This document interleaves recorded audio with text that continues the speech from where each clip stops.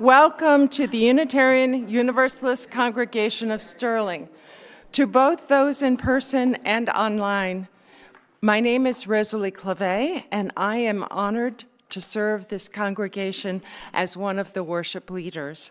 In our service this morning, we are observing Earth Day. This will be a more experiential service with everyone invited to take part through music, words, and ritual. We begin with gathering music, and here's our music director, Kris Adams, to introduce this music video. So we're going to watch a video, but we're going to participate. This is such a beautiful meditative song. It's called Where I Sit is Holy. So I'm not going to be on the microphone. Those of you at home, participate with the video as you can, but follow me and I'll lead you in some lines that you can repeat while it's playing to bring you into a more meditative space. We're going to remain seated.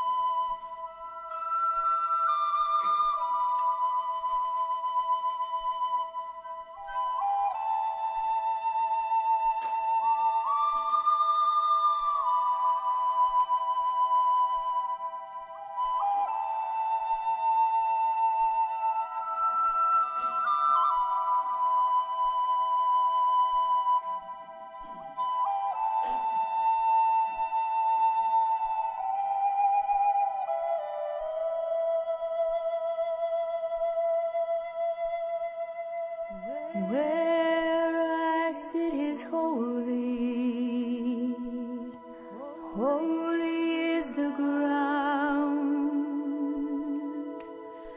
forest, mountain, river, listen to the sound, Great Spirit circles all around.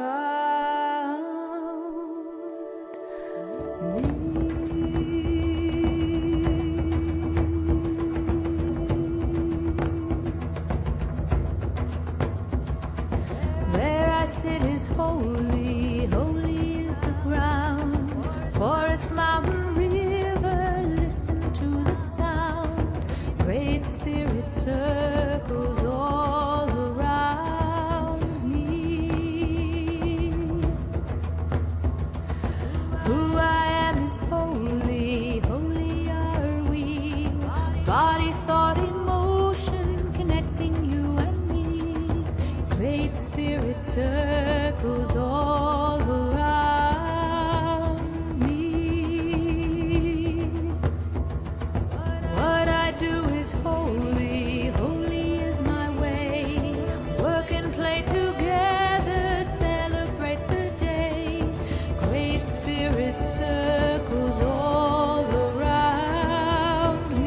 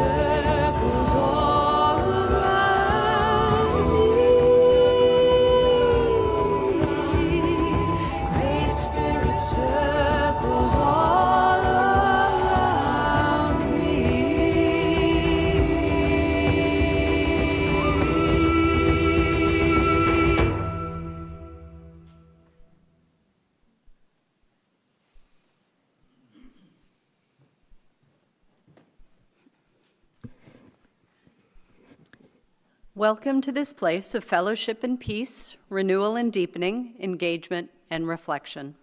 I am Lisa Jones-Bateman, and it is my honor to serve this congregation as a member of the Board of Trustees. Whoever you are, wherever you come from, whatever your identity, age, ability, or history, know you are welcome to bring your full self here. I have a few announcements. Please look at the calendar insert for up-and-coming events. They're at the back on the table. There are many of them. Briefly, here they are. Today, there will be a celebration of life service for Sharmi Mehta at 3 p.m. at Cedar Lane UU Church in Bethesda. Also today, the Religious Education Service Project will take place after the service. The Focus Music Concert happens here on Saturday, May 3rd at 7:30 p.m. A social justice covenant group is forming and will meet on Sunday, May 4th after the service. All are welcome. There is an announcement about the Social Justice Organizing School on Saturday, May 10th on the bulletin board and next week's Illuminate. Sign-ups are open for the Potluck Dinner of Hope on May 17th and for volunteers for the Loudon Pride Festival on May 31st at the back of the sanctuary. Newcomers from the last 6 months are invited to join us on May 4th from 11:15 until noon in the minister's office to learn more about UUCS. Please do pick up an insert with all these dates on the back table. If you're a visitor, we're so glad you're here. To learn more, you're invited to join our coffee hour after the service or to reach out to me directly to discuss Unitarian Universalism. I'm going to invite you to share a greeting, but please, if you haven't already, make sure you take a stone from the bowl at the back on the table. But also, please share a greeting with those around you, both those you know and those you have yet to meet.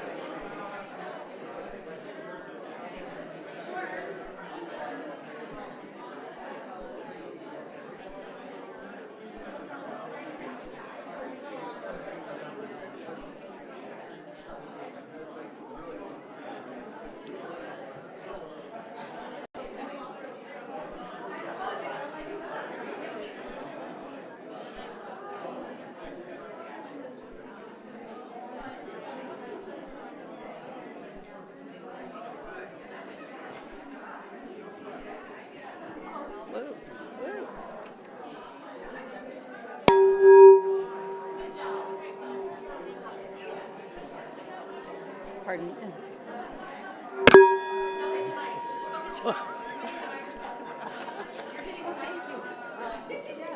This.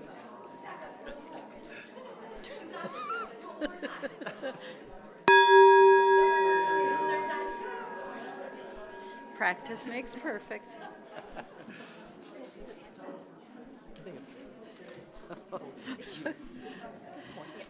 Now, let us share worship with reverence and authenticity.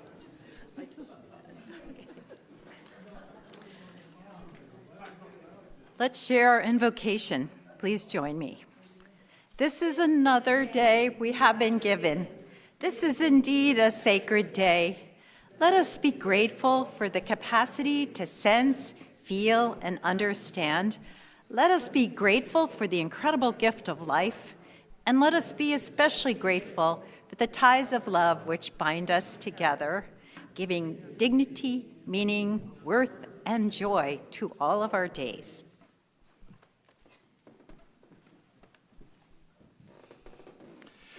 So let me just say a few more things about this service. There are a lot of moving pieces. There's a lot that's going to happen. And, as Rosalie said, it's supposed to be experiential, but really the sense that we want to create here is sort of, whoops. Yeah. The sense we want to create here is a sense of life, that kind of organic life. So instead of having an orderly service that's like some convocation, we want to create something where things just happen. And maybe they happen the way we want or expect, and maybe they don't, and that's okay. Because if you think about it, a service is just life speaking to life, right? It's life speaking to life. And so be here, be open to whatever happens. Find joy in what gives you joy, but be here. So the words for our chalice lighting come from Carrie Newcomer, a folk singer. Carrie lives in Indiana, where they have a lot of geodes, like we see there. And so she once wrote a song about geodes. And in explaining that song, this is what she said. She said, "I love geodes for what they are, beautiful miracles and mysteries found in the natural world. But I also love the metaphor of the geode, how something that is as unassuming and ordinary as a muddy gray stone contains within it something shining and extraordinary. There are moments when we sense that shining center at the heart of things, even when so much feels hard as stone."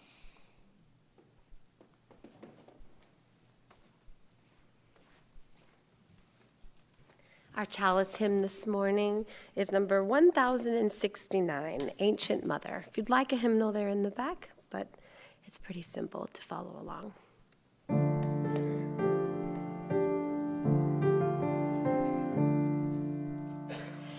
Ancient Mother, I hear you calling. Ancient Mother, I hear your song. Ancient Mother, I feel your laughter. Ancient Mother, I taste your tears. Ancient Mother, I hear you calling. Ancient Mother, I hear your song. Ancient Mother, I feel your laughter. Ancient Mother, I taste your tears.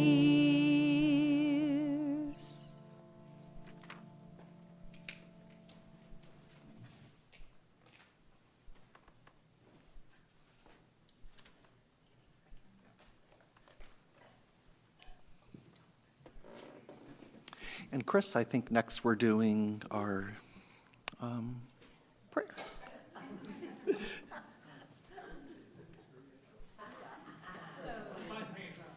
No. This makes it even better. I have a room full of children. This is great. I was just so excited to see how many youthful people showed up this morning. So you're all feeling young of body today and young of spirit. So we're all going to play. And as we know, rain and water, well, water is the root of life. And every time it rains, we really need to think about that. Like, this is not an inconvenience. This is not a moment where we're not going to melt. It's refreshing all of us, earth and being. So we're going to create our own rainstorm. We've done this once before. But I'm going to give you a few sounds that we're going to make. We're going to start off with just the drops of the water.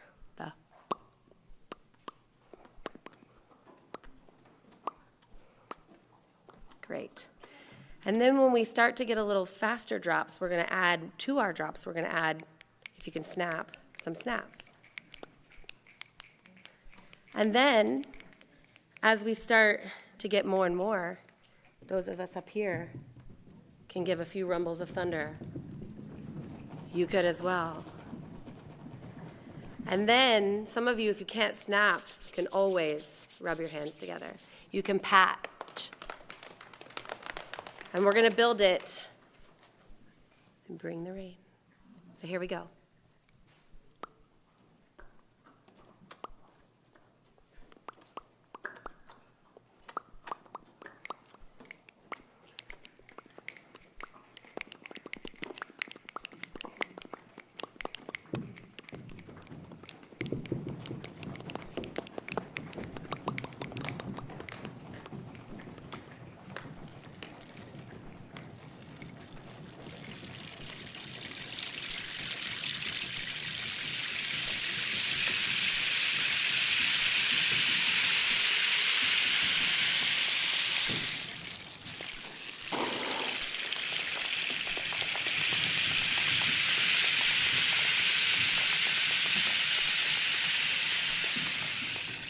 And then let's slowly take everything. Keep going, go.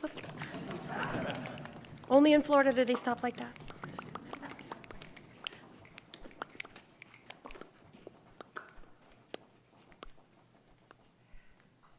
Thank you. We will not sing you out of the sanctuary.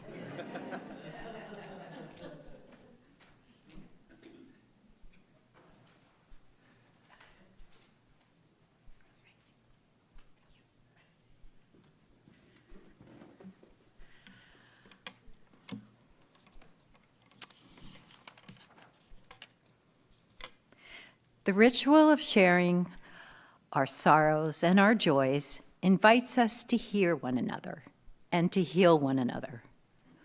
You're invited to briefly share great losses or milestones. If you're in the sanctuary, we invite you to share your name or your joy at the mic. And if you're online, you can share your joy or sorrow in the chat box, and we will speak it aloud. As you share, we will place a stone from the dry bowl into the bowl of water.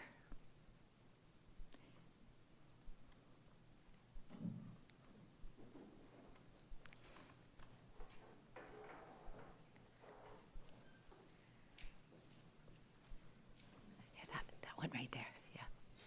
Hi, my name is Philip Jackson. I finally have the confidence to come up here and say what my issues were. And then it's kind of heavy too. Like last year, I lost my sister. She passed away because she had organ failure due to having to have, I can't think of what it's called. It's dialysis. And then my stepmom passed away in the same month because the grief gave her a heart attack. And after I finally got over that stress, an ex that was a real friend for 10 years also passed away. And those are my griefs, but as strong the person I am, right now I'm finally at the point where I can, do stuff. I'm over it, and it's not sometimes it hits hard. Like I'll wake up and I'll forget. I'll have a dream about my sister having a conversation. I'll wake up and I'll start crying because I forgot that she was passed in my sleep. But yeah, those are my griefs, and I also wanted to say something positive at the same time. I wanted to take a moment of my time to acknowledge every last one of you with a new positive affirmation. You are not alone, and you matter. All of you make a big difference in this world, and you're not alone in what you suffer through and the adversities you stand up from. You all matter, you make a difference, and you make this world a better place. Oh, thank you. You keep that for now. Thank you. That was very profound.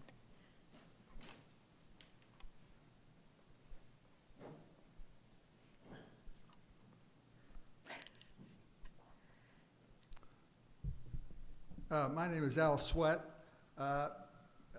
Yesterday, I was on an honor flight for veterans. And I know a lot of you, if you don't know what an honor flight is, it honors veterans from previous American conflicts during wartime. And it's all provided, free of charge and everything. But my honor flight yesterday started from the Loudon Senior Center.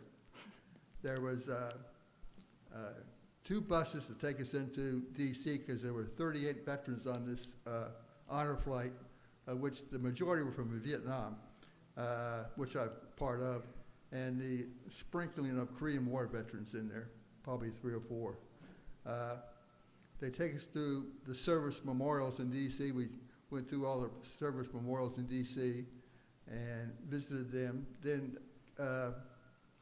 we left D.C. around 4:30, I guess, and we had a motorcycle escort all the way back from D.C. to the Loudoun County Senior Center again, down 66 and out the toll road, etc. Then after we got back to the Senior Center, we had a meal there. But the most surprising part for me was all the people that were there to greet us when we arrived back at the Senior Center. They had Loudoun County had a big fire engine hook and ladder with a ladder all the way up, and there were a lot of people out there waving American flags, greeting us when we came back. And I would like to thank everybody from this church who was there to greet us yesterday, and also the ones from the church here who sent me cards, which I have not looked at yet because I just got it late last night because we had mail call while we were on the bus coming back. And like I say, I want to thank everybody for it, and especially my wife, Mary, who helped set up the welcoming home to us, and I thank her very much. Thank you. Thank you, Al. Wow.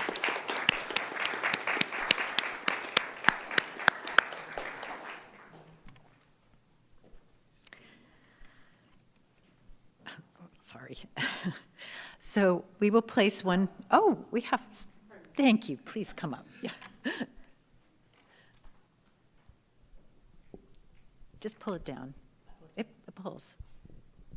Oh, thank you. Yeah. My name is Susan Miller, and we have a daughter, son-in-law, and 2 grandchildren who live in central Mexico. And our daughter and her children were up for 12 days.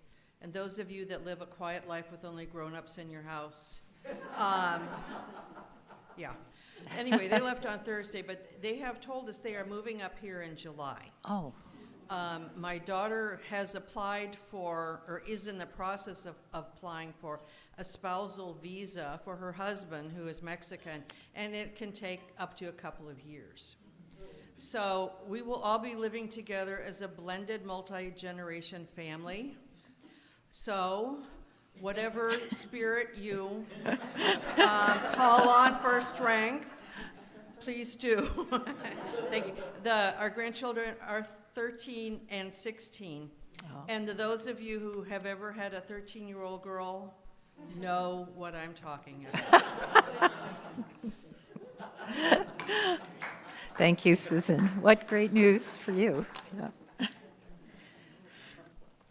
Yeah. Please, yes, Connie, no, we didn't have enough, so come up. All right. So I'm Connie Drapeau. I never get up here. But this week, Mary Catherine Morin, who is the minister of UUCF, was at Ashby Ponds, and John was at Ashby Ponds. And so we have such a wealth of Unitarian ministers in this community that it's a real joy. Mm.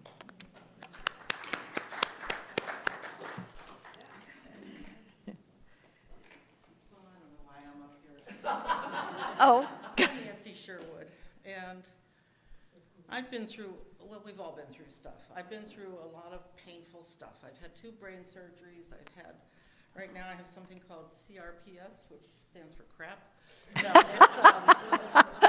it's a chronic pain syndrome that I may or may not go away. I've had tons of dental work, and I fell off my bike a couple of years ago, broke my hand and my knee. But I always remind myself that pain means I'm alive. And after my first brain surgery, my daughter has a video of me in bed with a turban and all these tubes dancing to Pharrell's song, I'm So Happy. And so somehow, even though I have depression, I find ways to be happy, and I'm happy to be here. So Thank you. Thank you for sharing that. Wow.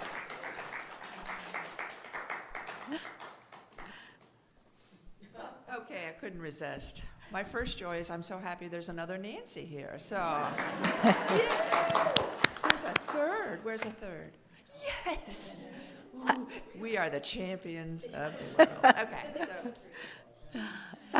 so my other joy is also a little bit silly. For the last 5 years, I've been secretary of my college class, and there was a very great danger that I would have to do it for another 5 years because nobody was stepping up to the plate to replace me once we have reunion at the end of May, and someone stepped up.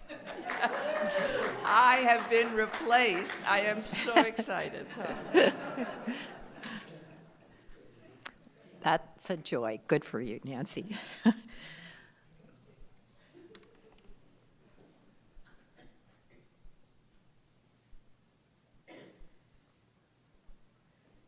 My name is Carol, and I come here grateful for the life of Pope Francis and hope that he will, his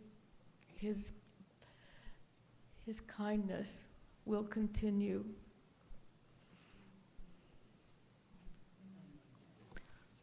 Thank you so much for saying that. That is I'm so grateful. We will place one more stone for all those joys and sorrows we hold in our hearts, especially those still too tender to be shared aloud.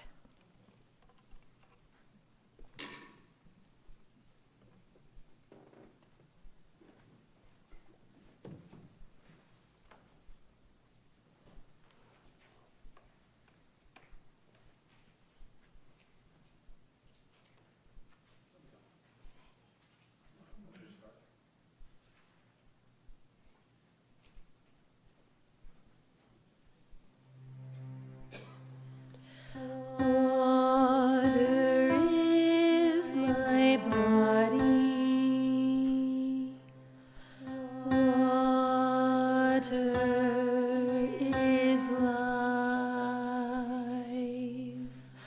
Water is my heart. Water is life. Water is my body. Water is life. Water is my heart.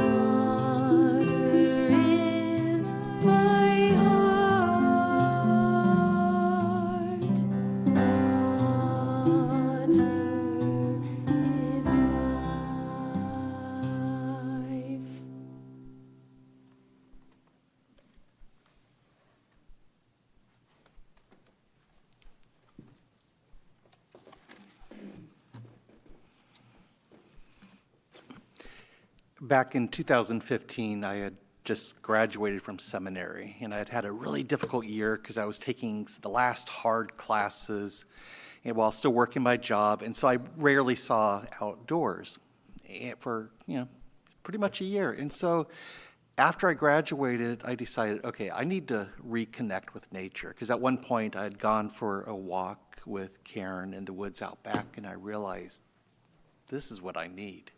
I need that sense of connection.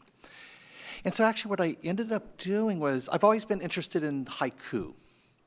I like haiku. And so haiku, as you know, has 5 syllables, 1 line, 7 syllables next, 5 in the 3rd line, and then there's always a nature reference. Always a nature reference in proper haiku, right? So I decided that during the course of the summer, I would spend as much time outdoors as possible, and I would capture my experience in haiku. And the idea was to basically get myself to pay attention. And it turned out to be a beautiful experience because it really heightened my awareness of what I was seeing. Here are some haiku I wrote. The Joe Pye weed grows 5, 6, and 7 feet tall. Butterflies ascend. Dodging dragonflies, bombarded by bladdernuts, a walk in the park. Do you see the moon the way I do?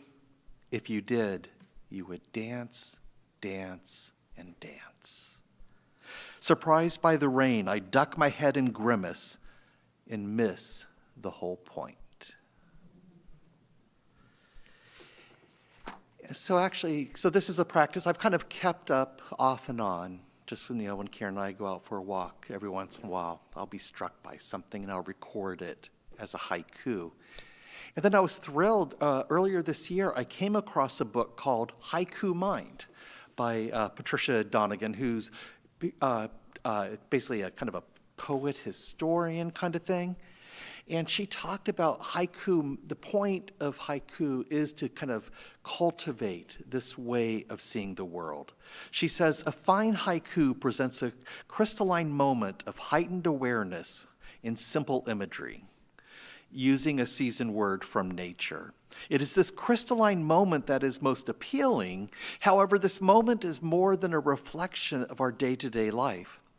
It is a deep reminder for us to pause and to be present to the details of the everyday. It is this way of being in the world with awakened, open-hearted awareness of being mindful of the ordinary moments of our lives that I have come to call haiku mind. And so really, this is what I would like for us to kind of think about in this service, to cultivate in this service. To me, Earth Day, I know it's a time where there's often a lot of activism and all that. For me, Earth Day is like renewing your wedding vows. It's a time every year to stop and remind yourself, to remind ourselves that we are part of this natural world. This natural world is not some background to our lives. We are part of the natural world. But the first trick is to notice. The first trick is to pay attention. And so, as you can see, stones are a big part of the service. And that's because stones are kind of tricky, right? Because stones, they're kind of easy to overlook. We see stones all the time. They're not necessarily, when you have geodes, they're beautiful. Yay, that's great. A lot of stones, they're not beautiful, right? And yet they're essential. I've been reading this book by Ruth Allen. She's a geologist and she's an outdoor psychotherapist. That's what I want to do in my next life. But she talks about how rocks make life possible. At the very fundamental level, tectonic plates, created the continents that we live on. Rocks define the boundaries of so much of our land. She also points out, rocks, the first cookware. The first tools, kind of the first age of humanity, sometimes referred to as the Stone Age. She writes, rocks have a vital foundational role in the sustaining of life, just like water and plants, but are not themselves often thought worthy of attention. But then she quotes this mythologist and storyteller Martin Shaw, who writes, "We make things holy by the kind of attention we give them." And so that's what she's calling us to do with rocks, and that's actually what I want us to do now. Did everyone get a stone? Get out your stone. Does someone need a stone? You do. Let me get you a stone. Anyone else?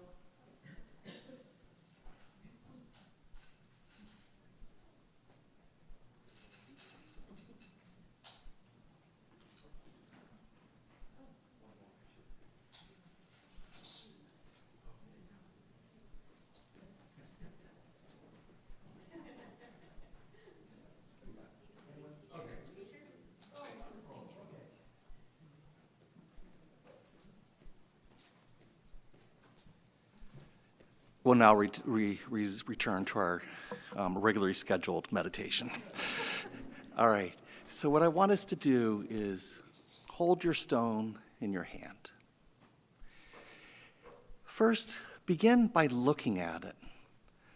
It may not be something that you think of as beautiful. This one I think is, but put aside the labels. Put aside the labels and simply become aware of the stone. Really look at it. Look at the flecks. Mine has little kind of indentures here and there. Notice the indentures. Again, no labels. Just become aware of it. And then feel at the surface. Feel, is it smooth? Is it rough? Are some parts smooth, some parts rough? Just become aware of it. And then try putting the stone in your hand and just feeling the weight. Let the weight of it rest in your hand. It's such a common thing, and yet it is such an essential part of the natural world. We are related to stone. We're connected to stone because stone helps make our world. Stones help us survive and thrive. And to become aware of a stone is, again, to kind of take our place in the natural order. May it be so.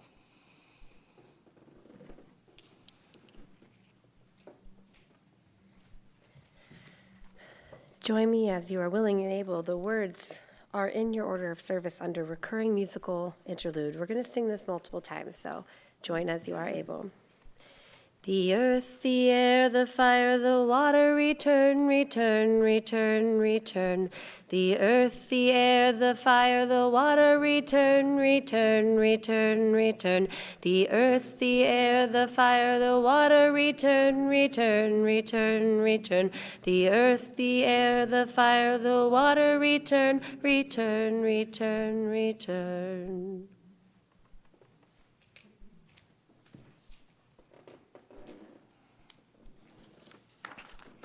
Have you all heard of Albert Schweitzer? Remember him from the 20th century? He was a humanitarian. He was a philosopher. He was a musician. He was a philosopher. I will tell you, I've tried reading some of his books, and they're pretty tough going. But he did have, at the center of his philosophy, this idea that he called a reverence for life. A reverence for life. What he does with that, he builds that into a whole edifice. But that concept of reverence for life is actually pretty simple. What he acknowledges is that this idea of the will to live, the will to live. He points out that every living thing has this will to live. It's what makes us get up in the morning. If we're humans, it's what makes us seek nourishment. What makes us do everything. There is this drive to live. He writes, "I am life which wills to live, and I exist in the midst of life. which wills to live. And that's what Schweitzer really called us to do, is to recognize, as humans, we tend to think of ourselves as pretty special, yeah, we're pretty cool. But he's like, we are so much like the plants, other animal forms. We are animals, like other animals' forms, like insects, like birds. There's just like all around us, we don't often see it, but all around us there is this kind of thriving will to live. There is this surge of life that is always present. And sometimes we'll go on a safari to see it. We'll go on a hike in the woods to see it. And those seem like special places, but that will to live, that force of life is all around us. And it's like us. As the Dalai Lama says, every human, every sentient being, strives for happiness and strives to avoid suffering. That is the will to live. And it binds us with all of life around us. And because of that, that life deserves our respect. That's what Albert Schweitzer taught. But then there's a kind of a deeper connection, and that is this idea of interdependence. The idea that our ability to kind of carry out our will to live is dependent on the ability of other life forms to carry out their will to live. Right? If we don't take care of the planet, if we don't take care of the natural world around us, it diminishes our life.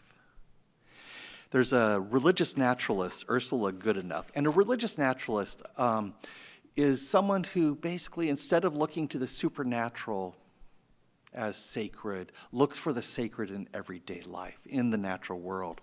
So Ursula Goodenough writes, "This is how the religious naturalist thinks of our human advent on earth.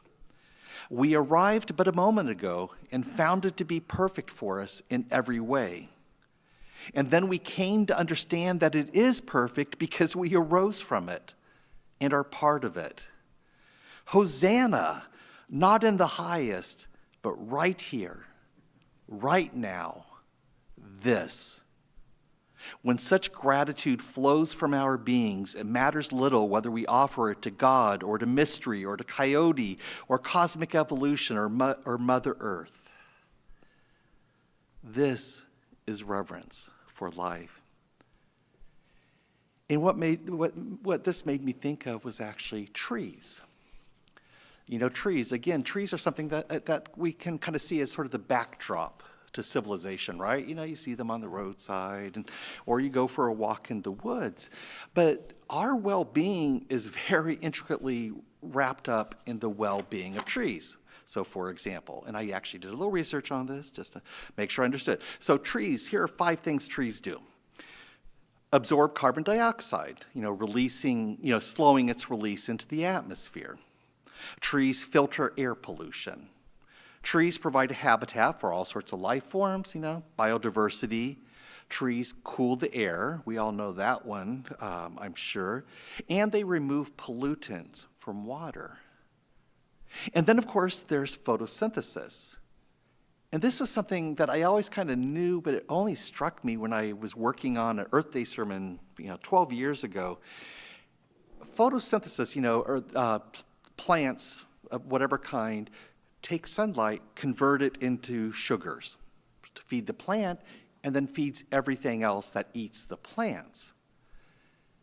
Well, if you think about it, it is basically plant life, including trees, that take the energy of the sun and make it accessible to us. We can't do that. We benefit from seeing sunlight, obviously, but it's trees that really convert that into sugars which help us live. And then, of course, in the process of photosynthesis, they release oxygen, which is pretty good for us. So think about that with trees. Our well-being is tied up in their well-being.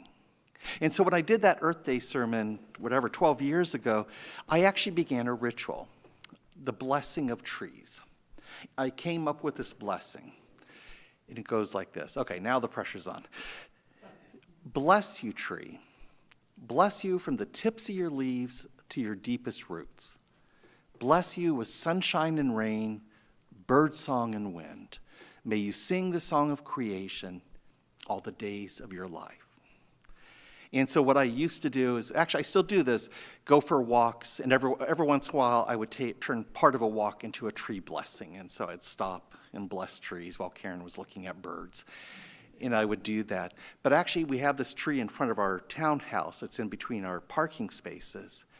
And almost every day when I go out, I will just put my hand on the tree, or I lean my forehead against the tree, and I just say, bless you. Bless you.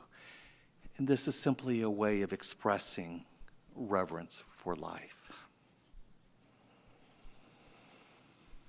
Now, we have, soon we're going to be doing a little ritual inviting you to think about ways that trees, nature, whatever, blesses your life. So we'll pass out paper and pens and just hang on to that for when the time comes.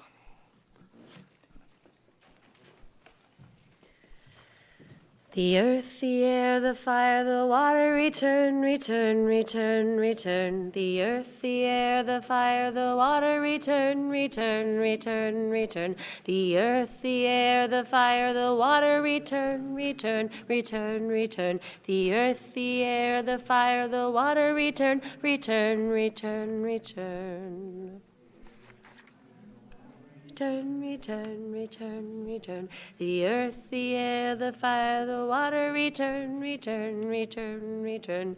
Earth, the air, fire, water, return, return, return, return. The earth, the air, the fire, the water, return, return, return, return. Continue as you wish.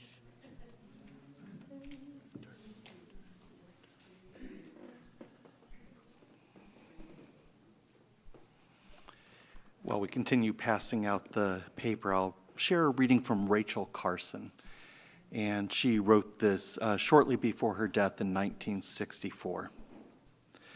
She wrote, "Man's attitude toward nature is today critically important simply because we have now acquired a fateful power to alter and destroy nature." Let me read that again. Man's attitude toward nature is today critically important simply because we have now acquired a fateful power to alter and destroy nature. But man is part of nature, and his war against nature is inevitably a war against himself.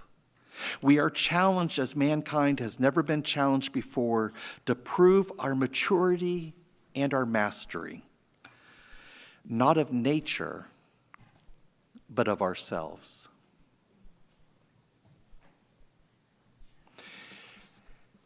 So I talked about interdependence, and then of course, there's a catch with interdependence. You know, if you think about interdependence is sort of a social contract, right?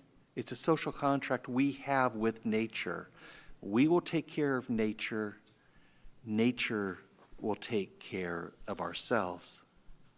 And I think, you know, there's been a growing awareness over the decades, the extent to which we have not always been great to nature. There has been damage, and there is cost to that damage. And it's sometimes, it can be very painful to come to terms with this. Joanna Macy, an environmental activist, talked about this is a crisis that is slapping us in the face saying, wake up, you are life on earth. You are life on earth. And, you know, some people experience what's now come to be called climate grief or ecological grief. And Macy says this is natural. It's painful but natural. She writes, climate grief arises from our profound caring. And that caring is grounded in our interconnectedness with all life, our interexistence, I would say interdependence, with all life. And that's been true for life since the beginning of time. We forgot it for a while. We began to exploit each other and the earth for separate advantage, and greed and fear grew. But she said there's sort of an upside to this climate grief, and that is it reawakens us to our interdependence. It reawakens us to our interdependence. And so what we'd like to invite you to do now is, with those pieces of paper, is to take a moment to reflect on what awakens you to nature. What is an experience of the natural world that brings you to life? And so take a moment to do that, and I'll let Denise explain more. Yes, so it's a form of poetry to just write some beautiful words. It does not have to be a haiku or rhyme. It could be fragments as you think about natural places you've been to that are so beautiful, that inspire you, or the place you go in your mind even when you need to just chill and calm.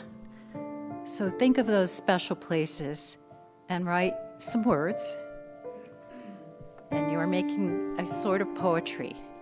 Then I would love for you to bring them up here if you would like, or we can have someone collect with a basket, and we're going to just tape them onto this painting, which represents life.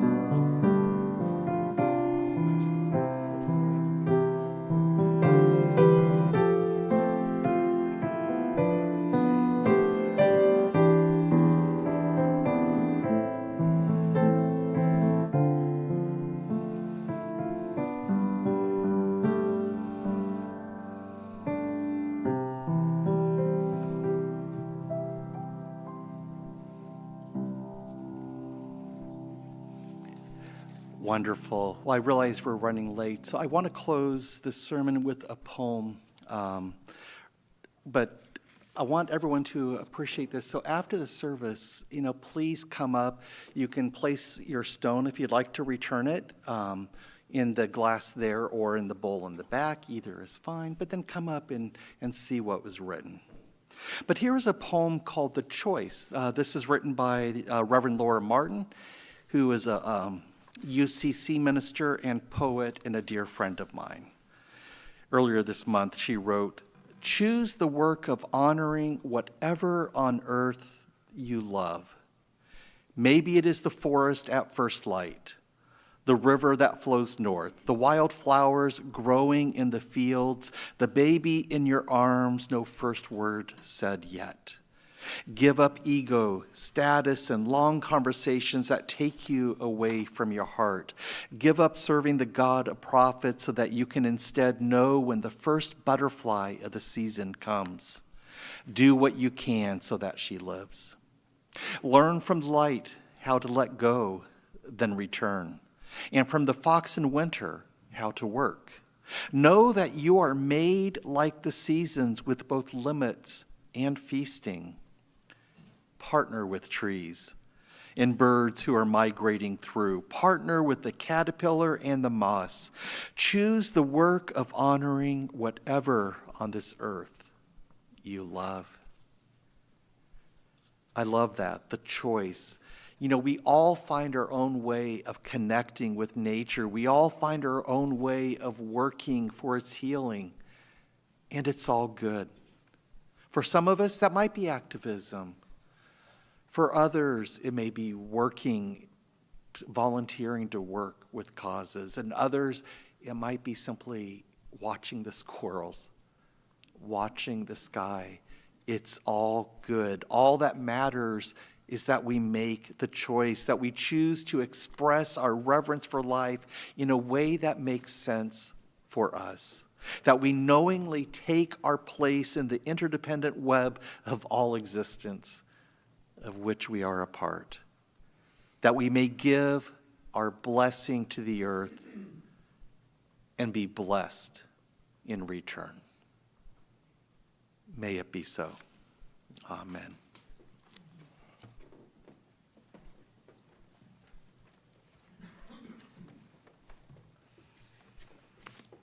It is time for our offering. We have received freely of gifts that minister to our needs of body and spirit. May we now gladly give a portion of that bounty. 2/3 of the cash offering will support our congregation. The remaining 1/3 will go to support our justice cause. This month, it is the Loudon Wildlife Conservancy.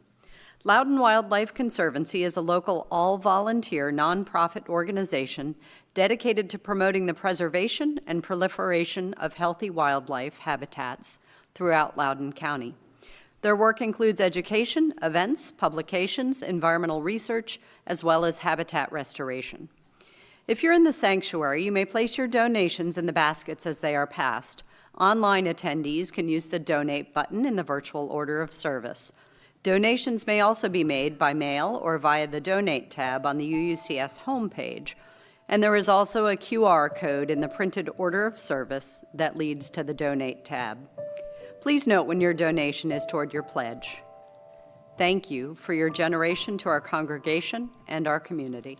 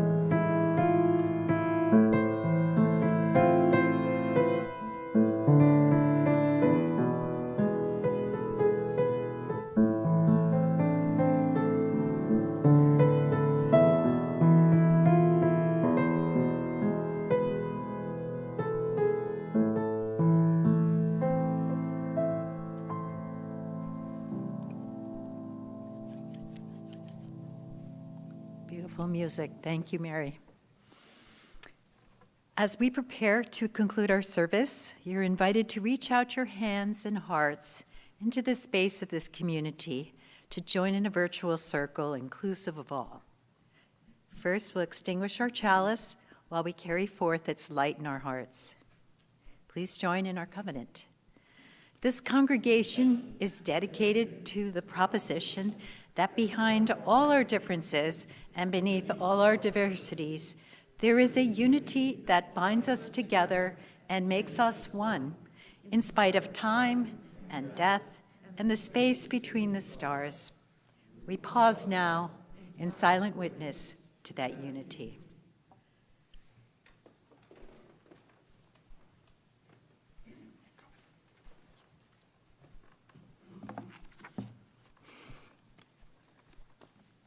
We are about to sing Blue Boat Home, and I want to invite you, if you wish, either during the song or afterwards, to bring your stone up and put it in that vase in the center of the table.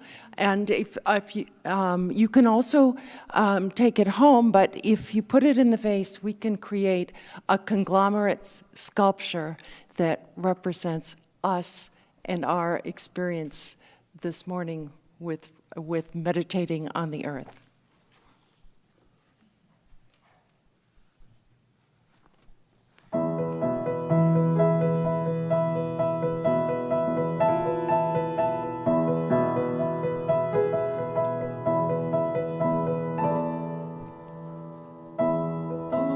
Below me I feel no motion, standing on these mountains and plains, far away from the rolling ocean.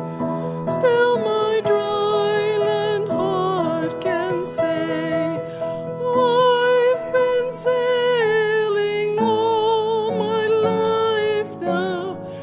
Never harbor nor port have I known. The wide universe is the ocean I travel, and the earth is my blue boat home. Sun, my sail, and moon, my rudder, as I ply the stormy sea. Leaning over the edge in wonder, casting questions into the deep, drifting here in the ships of balance, all these kindred pilgrim souls, making our way by the lights of the heavens in our beautiful blue boat home.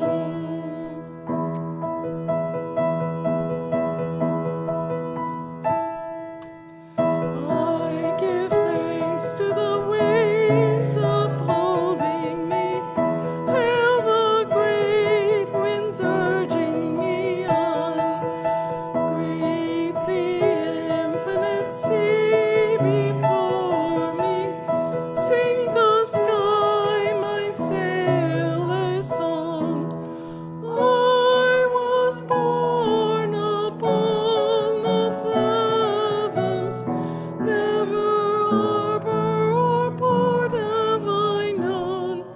The wide universe is the ocean I travel, and the earth is my blue boat home.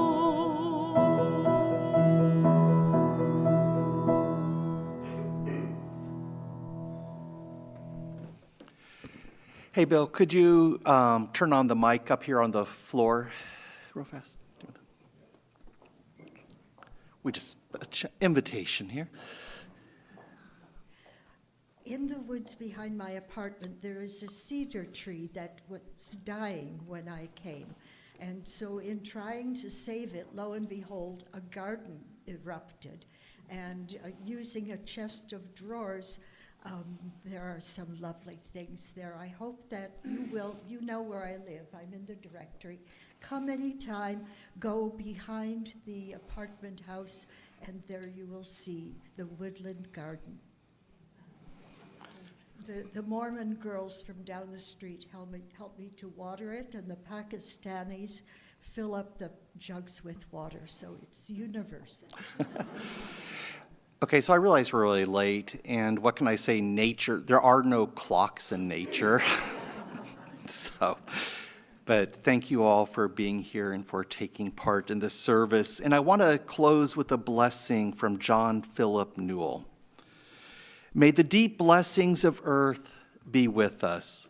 May the fathomless soundings of seas surge in our soul.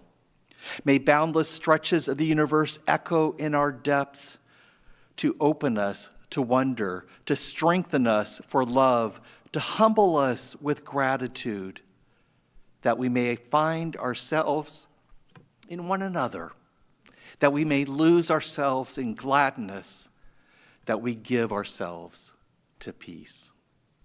May it be so. And for those of you online, we will set up for coffee hour, so just stand by for that.